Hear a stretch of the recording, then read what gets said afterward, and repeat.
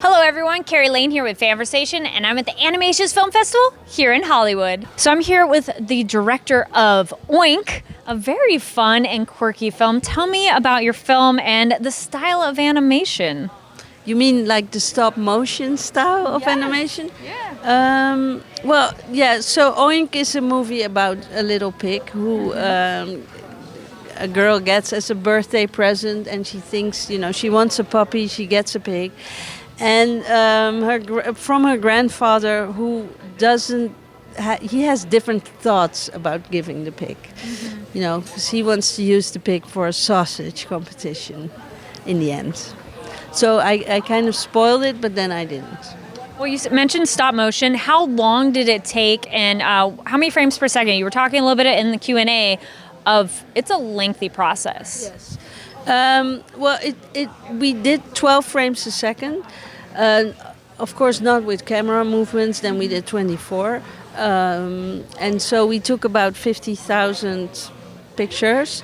And it took us 2 years, the whole making process. So we had set builders and the puppet builders. They started 6 months before the animators started. We had 5 animators. And they worked on it for a year and a half. So the whole making process was 2 years. And you mentioned how you're working with smaller than usual figures. Yeah. Why is that? Well, because I started out stop motion in my house. I live in an old butchery, actually, which is kind of... Coincidence to the story? It's kind of coincidence, I think. And because my house is not that high and big, so I started out with this size, and I got used to it. And also the studio, we have a huge studio, but even for a movie, that's a lot of, you need even more space. The bigger you go, the more space you need. Yeah. So I wanted to keep my own size. Also because it looks even nicer. You see it, the tactility of stuff is even better when it's smaller. You see the clothes even better. You see how it's made better. And even the pig is like this small, but it's so cute. It's very cute. Yeah, it is, isn't it? I mean, yeah, and I think if the pig would have been bigger, the cuteness would have gone away. Because it's easier to make things cute smaller somehow. I don't know, yeah. But is it at all more challenging to work on a smaller dimension? Yes, for the animators it is, yes. And there's some slugs, and you mentioned the animators had a little bit of trouble with those. Yeah, they were like this big. Those are also very cute too. Yeah, they were cute. But in the end, the animators got used to the size, and also, I mean, yeah, I think they were in the beginning. They were like, "Oh man, it's really small. It's really small." But when you see what comes out of it, and you see it works, and you see the cuteness, they were over it. We didn't have fights about it.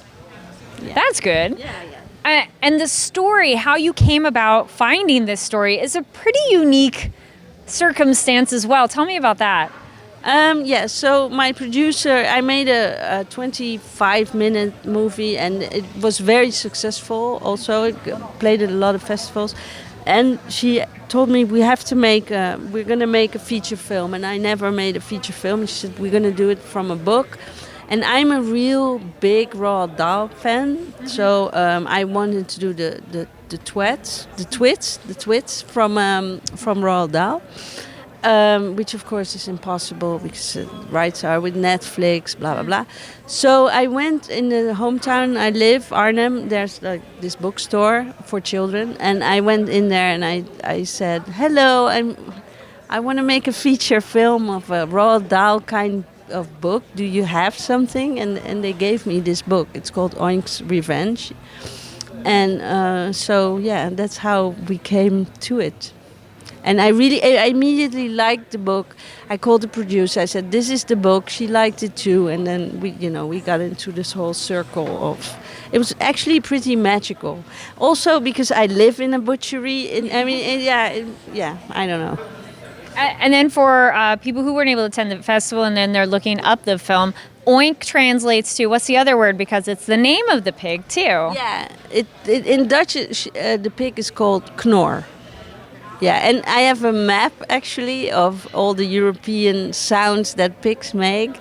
What's the most interesting ones you heard? Yeah, there's one called Knorr, they're really strange sounds because the film has been sold to more than 20 countries, a lot of European countries.